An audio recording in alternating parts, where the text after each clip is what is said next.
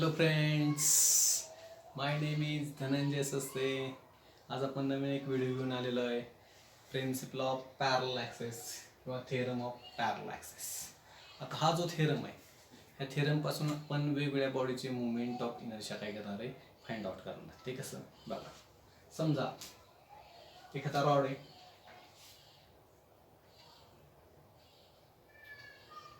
Uniform rod आहे, okay, आणि त्याचा हा ॲक्सिस ऑफ रोटेशन आहे. तो ॲक्सिस सेंटरमधून जात असेल आणि त्याचा जर आपल्याला जर मुवमेंट ऑफ इनर्शिया जर माहिती असेल तर आपण त्याच रॉडचा ह्या ॲक्सिससाठी काढू शकतो, एंडसाठी. समजते का मी काय सांगतो ते? बाय युजिंग धिस थेरम, बघा, बाय युजिंग धिस थेरम आपण पाहिजे त्या बॉडीचा मुवमेंट ऑफ इनर्शिया काढू शकतो. फक्त आपल्याला काय माहिती पाहिजे, सेंटरचा जर त्या बॉडीचा जर मुवमेंट ऑफ इनर्शिया जर माहिती असेल ना, तर आपण by using this theorem we can calculate the movement of inertia in axis. Like here, समजा रॉड आहे, त्याचा सेंटरमधून एक ॲक्सिस जातो आणि त्याचा आपल्याला मुवमेंट ऑफ इनर्शिया माहिती आहे, ओके, आणि त्याच्या एंडसाठी आपण मुवमेंट ऑफ इनर्शिया काढू शकतो बाय युजिंग प्रिन्सिपल ऑफ पॅरल ॲक्सिस. तसंच मिडवेसाठी सुद्धा काढू शकतो. Mid way, this theorem. Now another body, आपण रिंग घेऊया. रिंगचा जर तुम्हाला सेंटरच्या जर ॲक्सिससाठी जर मुवमेंट ऑफ इनर्शिया जर माहीत असेल तर बाय युजिंग दिस थेरम आपण टँजेंट टू द रिंग काढू शकतो किंवा टँजेंट असे सुद्धा आपण त्या रिंगचा काय करू शकतो, movement of inertia. For example, समजा जर आपल्याला जर ही जर रिंग असेल आणि त्याचं जर आपल्याला सेंटरचं ॲक्सिस सेंटरमधून जर असेल तर त्याचा मुवमेंट ऑफ इनर्शिया जर माहिती असेल तर आपण त्याच्या ह्या ॲक्सिससाठी सुद्धा मुवमेंट ऑफ इनर्शिया काढू शकतो किंवा ह्या ॲक्सिससाठी सुद्धा मुवमेंट ऑफ इनर्शिया काढू शकतो बाय युजिंग डिस थेरम. किंवा डिसचा सुद्धा आपण काढू शकतो, सिलेंडरचा काढू शकतो, स्पिअरचा काढू शकतो बाय युजिंग डिस थेरम.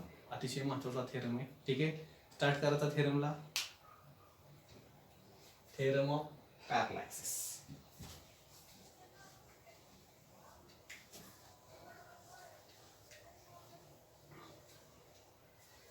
अतिशय थेरम सोपा आहे. बराच वेळा बोर्डला विचारला जातो.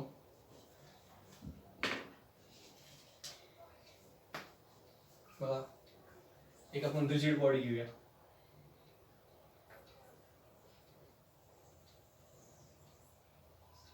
Consider a rigid body.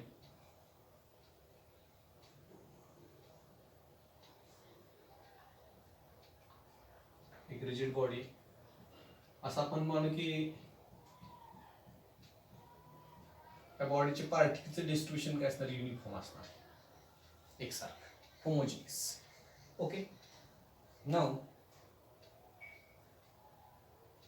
ह्या बॉडीला काय असणार आहे, मास एम, म्हणजेच rigid body. Consider rigid body of mass M. नाव हे ॲक्सिस, एन ॲक्सिस, आपण एक एन ॲक्सिस घेऊ.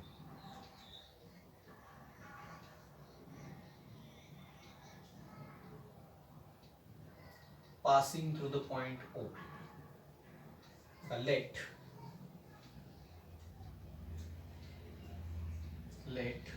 ला नाव देऊ x o y. Let axis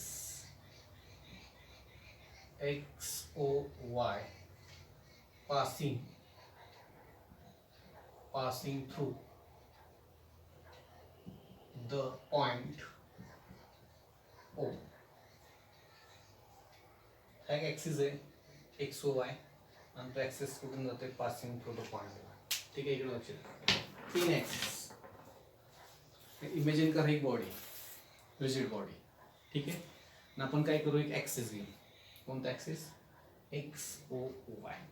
हा एन ॲक्सिस घेणार आहे आपण, कुठूनही पास करतो, इथून. फक्त एक कंडिशन आहे की सेंटर ऑफ मास मधून हा एन ॲक्सिस काय करायचा नाही, पास करायचा नाही. ठीक आहे, मग आपण हा ॲक्सिस काय करू, इथून पास करू. हा कोणता ॲक्सिस झाला, एक्स ओ वाय. आपण याला नाव देऊया, समजा आपण ओ ॲक्सिस म्हणून. Okay, this axis passing through the point O, आणि ही अशी बॉडी फिरणार आहे ॲक्सिस भोवती. ठीक आहे. Axis of rotations. Now another पॅरल ऍक्सिस. अजून एक आपण एक पॅरल ऍक्सिस कुठून पास करू, त्या बॉडीच्या सेंटरमध्ये.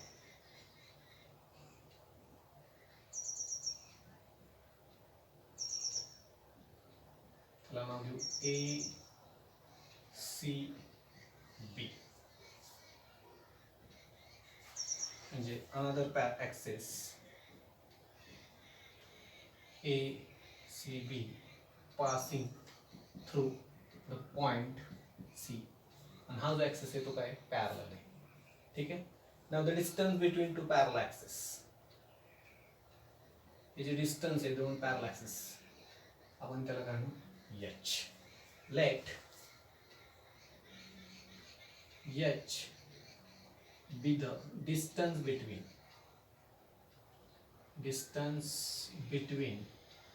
two parallel axes. ओके.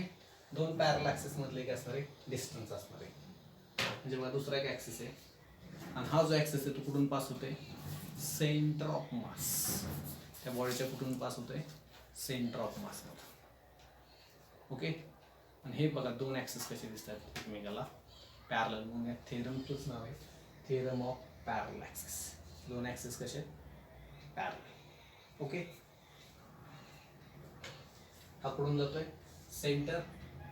आणि हा जो ऍक्सिस आहे तो तुम्ही कुठूनही पास करा, इथून पास करा, इथून पास करा, इथून पास करा, या सेंटरला तो कसा असणार आहे पॅरलल असणार आहे. ठीक आहे.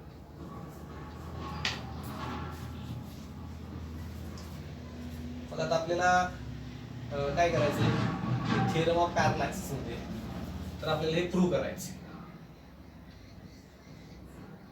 IO is equal to IC plus MS squares. हे इक्वेशन आपल्याला काय करायचं फाइंड आउट करायचं. Okay. I means moment of inertia. थोडंसं तुम्हाला मोमेंट ऑफ इनर्शिया बद्दल सांगतो. समजा एक बॉडी आहे, हा तिचा ऍक्सिस. ओके. ऍक्सिस कडून जातोय पॉइंट ओ मधून आणि एका पार्टिकल आहे त्या बॉडीचा, त्याचा मास काय म्हणून M1 आणि तो किती अंतरावरती R1. तर ह्या पार्टिकलचा मोमेंट ऑफ इनर्शिया काय बघा. I1 is equal to product of mass आणि डिस्टन्सचा काय असणार स्क्वेअर्स असणार आहे. समजा दुसरा पार्टिकल घेतला त्याच ऍक्सिससाठी M2 आणि तो किती अंतरावर असेल R2. तर त्याचा मोमेंट ऑफ इनर्शिया काय असणार आहे I2 is equal to M2 R2 squares. तिसरा पार्टिकल घेतला M3 R3 एवढे अंतर असेल तर त्याचा मोमेंट ऑफ इनर्शिया काय असणार आहे I3 is equal to M3 R3 squares. अशा सगळ्या पार्टिकलचा जर आपण काढला N पार्टिकलचा तर काय मिळेल IN is equal to MN RN squares. Okay. आणि तो पूर्ण जर बॉडीचा काढायचा असेल तर आपण काय करणार आहे सगळ्यांची बेरीज. मग आपण असं लिहितो MI RI स्क्वेअर्स. ओके. हे फक्त आता लक्षात ठेवा.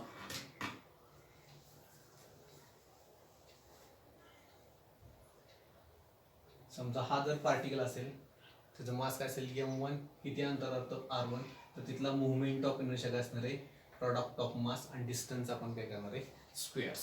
ठीक आहे. आणि आपण समेशन सिम्बॉल कधी वापरतो जर पार्टिकलचं डिस्ट्रीब्युशन एकसारखं नसेल तर पार्टिकलचं डिस्ट्रीब्युशन एकसारखं असेल. फॉर एक्झाम्पल समजा एक बॉडी आहे आणि या बॉडीमध्ये पार्टिकलचं डिस्ट्रीब्युशन कसं आहे एकसारखं आहे होमोजिनियस. पण आपल्याला मोमेंट ऑफ इनर्शिया काढायचं आहे. ह्या पार्टिकलचा मास M1 आणि तो किती अंतरावर सॉरी त्याचं मास आपण काय स्मॉल इलेमेंट DM म्हणू. ओके. स्मॉल इलेमेंट DM आणि तो किती अंतरावरती R.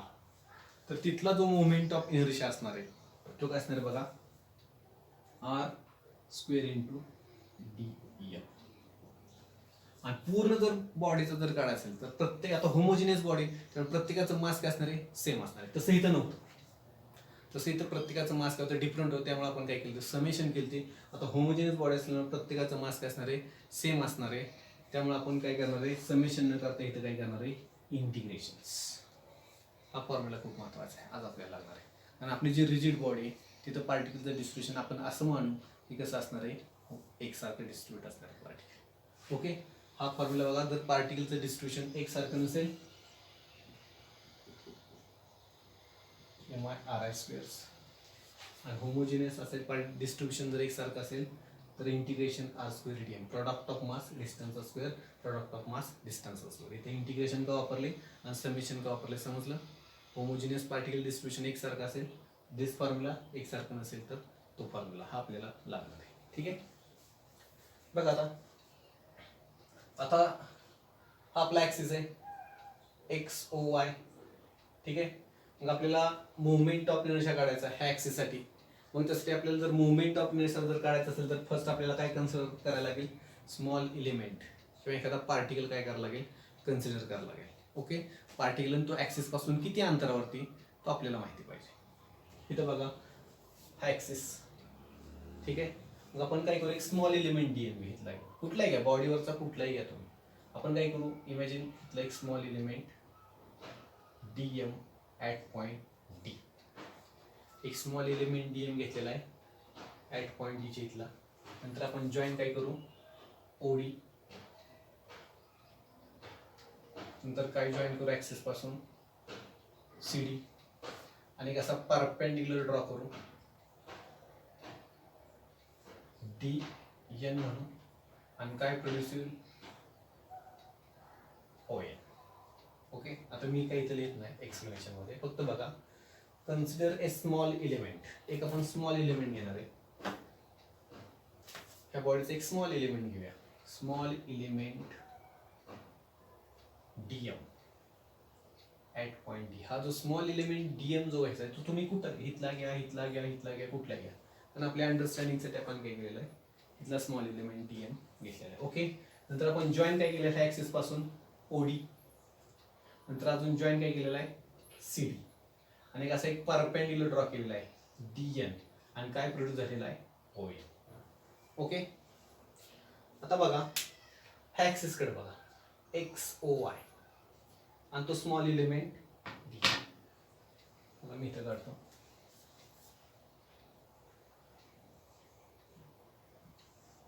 XOY, आणि हा small element DM at point D पैसे किती अंतरावरती तो OD. हा स्मॉल इलिमेंट DM आणि ह्याच्यामधलं अंतर ॲक्सिस पासून किती, OD. तर मला सांगा तिथला मुवमेंट ऑफ इनर्शिया ह्या ॲक्सिससाठी काय असेल, XOY. बघा, the movement of inertia,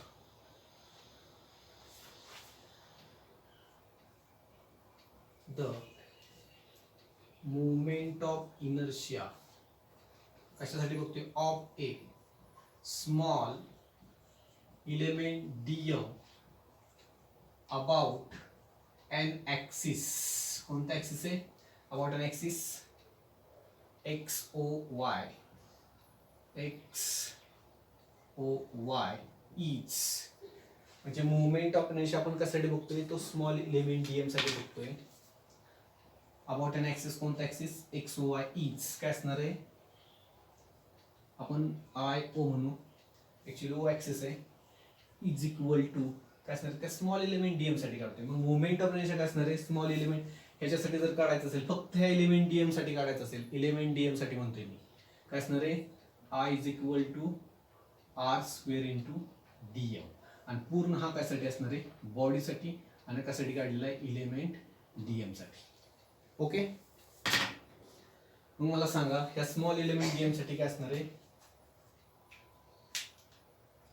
IO is equal to R² DM. Okay, समजलं. परत एकदा बघा, ह्या ॲक्सिस साठी, हा जो ॲक्सिस आहे, ॲक्सिस साठी ह्या स्मॉल एलिमेंट DM आहे, त्या बॉडीचा एक स्मॉल एलिमेंट DM घेतलेला आहे, mass, small mass of element DM, आणि तो किती अंतरावरती, ॲक्सिस पासून R.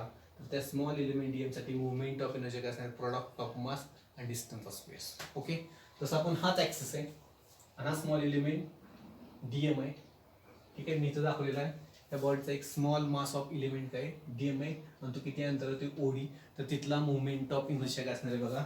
The movement of inertia of a small mass of element DM about an axis X O Y is काय असणार आहे, आय ओ इज इक्वल काय असणार आहे, डिस्टन्सचा स्क्वेअर. सॉरी इथं काय पाहिजे ना आपल्याला, ओडी स्क्वेअर डीएम काय असणार आहे, I O is equal to असणार आहे ओडी स्क्वेअर इंटू डीएम, डिस्टन्सचा स्क्वेअर इंटू डीएम. आता आपण स्मॉल एलिमेंट डीएम साठी काढलेलं आहे. आता पूर्ण बॉडीसाठी काढायचं आहे, या पूर्ण रिजिड बॉडीसाठी. पूर्ण जर बॉडीसाठी काढायचं असेल तर काय करायचं, इंटिग्रेशन डीएम. बघा, the movement of inertia, the movement of inertia of a body about, बॉडीसाठी म्हणतोय, about an axis, about an axis x o y is I o is equal to integration o d square dm.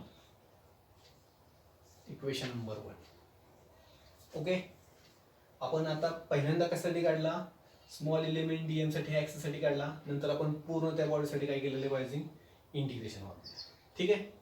Similarly आता हा जो axis आहे ए C बी, हे समजा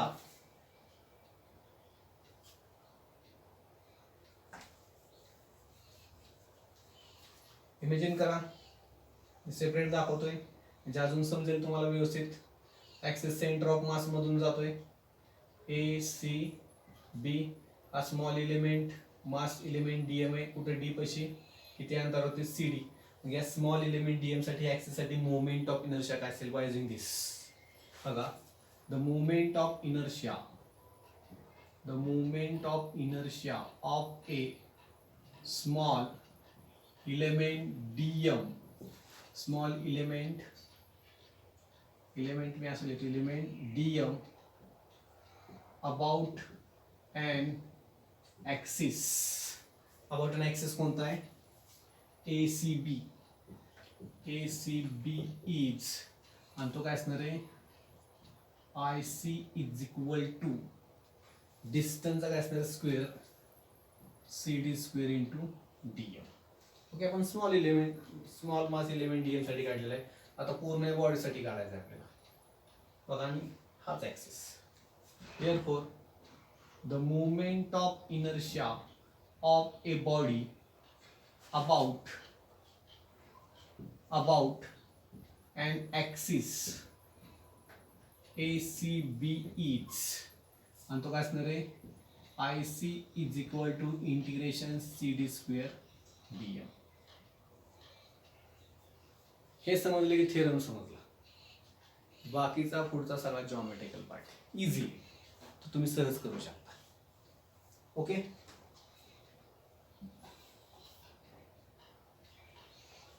आता बघा डायग्राम मध्ये 2 ट्रायंगल दिसतात, त्यातला एक मोठा ट्रायंगल बघा.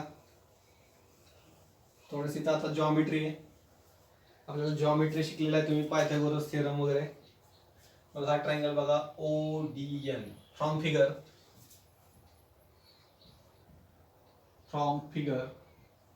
In triangle O D N and according to the Pythagoras theorem, हा ट्रायंगल. ओके, आणि according to the Pythagoras theorem ह्याचा वर्ग ह्या दोन बाजूंच्या वर्गांची बेरीज, म्हणजे OD square is equal to O N square plus D N square. Okay, therefore OD square is equal to O N म्हणजे काय बघा, ओसी प्लस सी डी आहे, ओसी प्लस सी डी. बघा, OC plus C D square plus D N square. आणि simple rule माहिती आहे तुम्हाला, A plus बीचा, A square plus twice A B plus B square. Therefore OD square is equal to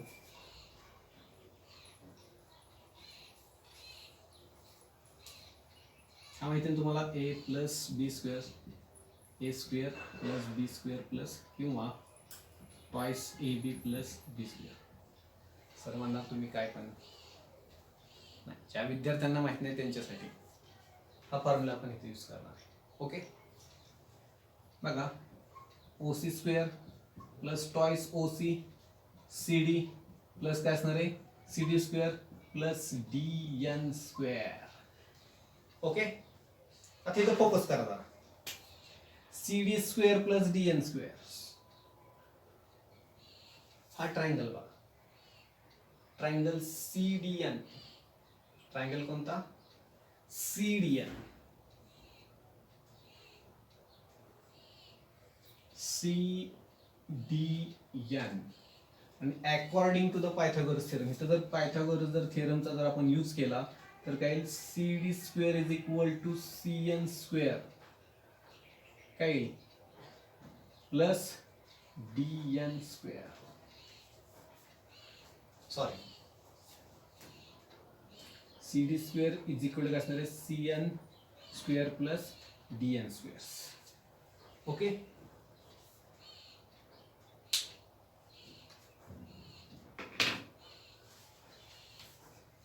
आता बघा हा C D N triangle आहे आणि आपला सी डी स्क्वेअर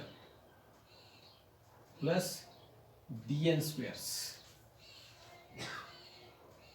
बघा एक मिनिट इकडे लक्ष द्या व्यवस्थित. हा ओ डी एन बरोबर, डी एन स्क्वेअर हा O C plus C N. Sorry इथं काय पाहिजे नव्हतं आपल्याला सी एन पाहिजे. थोडीशी मिस्टेक झालेली. O C plus C N म्हणजेच ओ एन म्हणजेच काय O N is equal to काय O C plus C N म्हणजेच O C plus C N म्हणजे O C square plus twice O C into C N आणि ते काय असणार आहे C N square. Okay, simple mistake आहे. मग हा C N square plus D N square म्हणजे काय असणार आहे आपला C D square. Therefore O D square is equal to O C square plus twice O C C N plus काय असणार आहे C D square. Is that clear? Simple आहे, geometry आहे. आता हेच एक्सप्रेशन आपण काय करू असं लिहूया.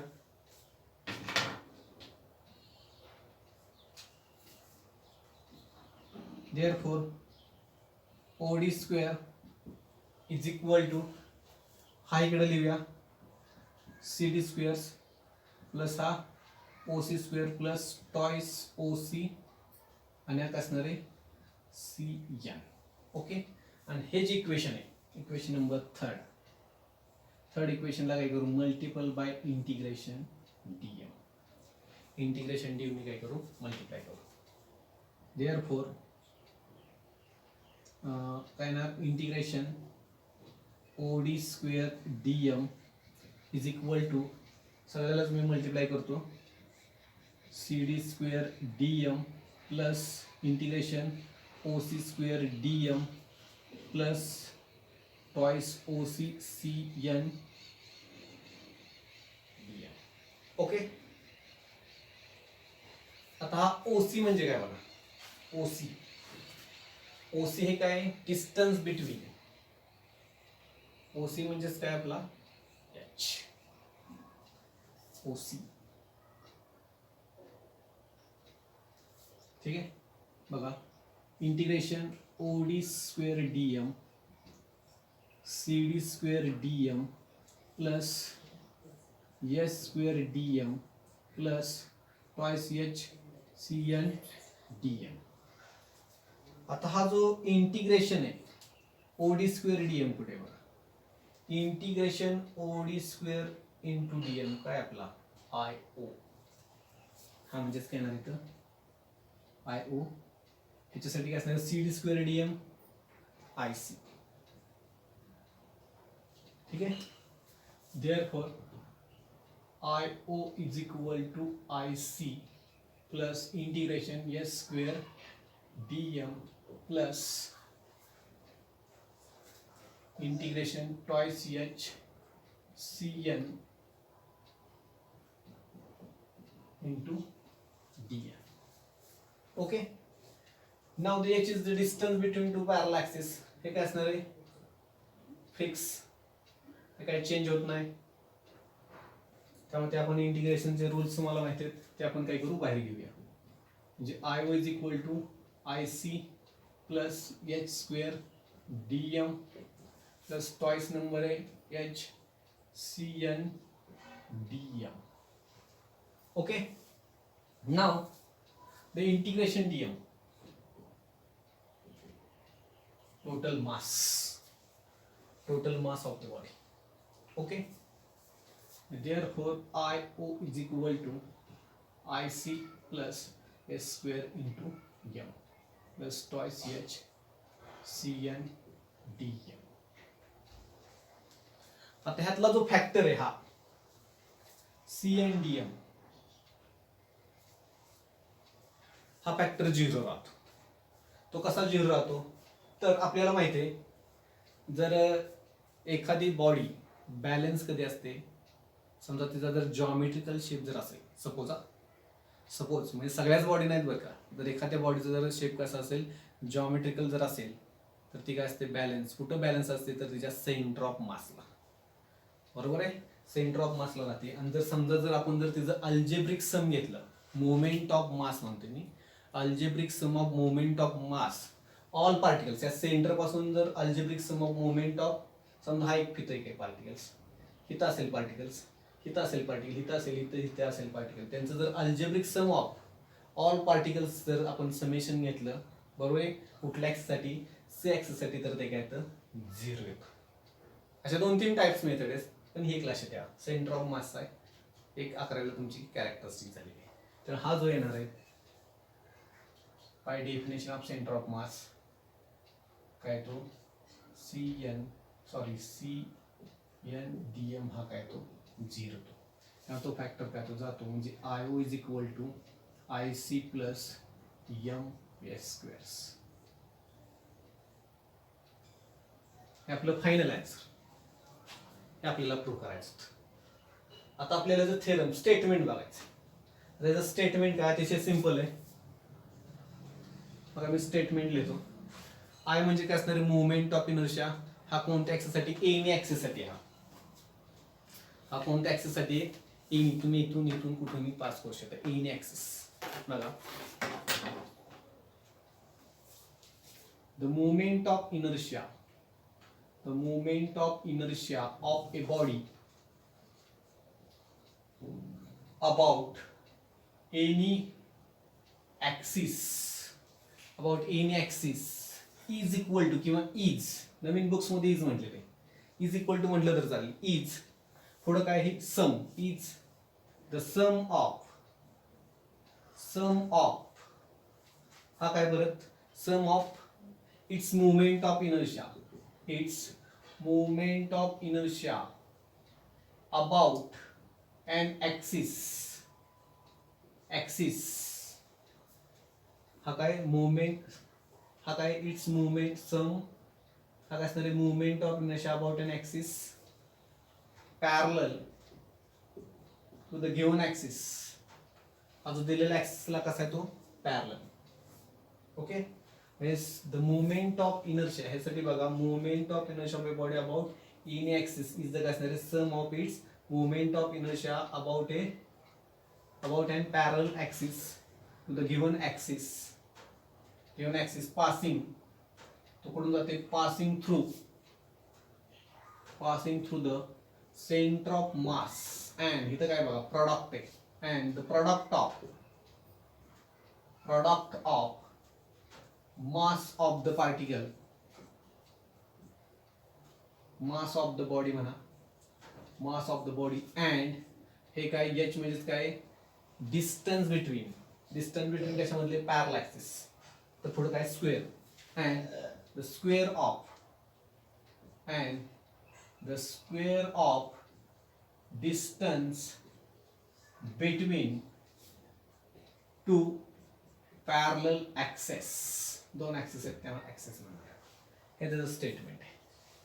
असे जे सिंपल एक्सप्रेशन्स आहे बघा, पाठ करायचं नाहीये, हा फक्त इक्वेशन लक्षात ठेवायचा आणि ह्याच्यावरून काय लिहायचं हा म्हणजेच काय असणार आहे मुवमेंट ऑफ इनर्शिया कशाचा त्या बॉडीचा movement of inertia of a body about ह्या ऍक्सिससाठी इन ऍक्सिस आहे तो हा इन ऍक्सिस इज हे काय सम कशा सम आहे it's movement of inertia about हा कसला ऍक्सिस आहे पॅरल ऍक्सिस कुठला ऍक्सिस आहे टू द दिलेल्या ऍक्सिससाठी to the given axis passing through the centre of mass आणि पुढे काय product of mass and square of distance between two parallel axes आपला थिअरम आहे थिअरम ऑफ पॅरल ऍक्सेस थोडीशी तर मिस्टेक झाली ते आपण क्लिअर केलेली आहे ओके ह्याच्यानंतर आपण एक पुढचा नेक्स्ट लेक्चरला आपण काय बघणार आहे theorem of perpendicular axes okay right now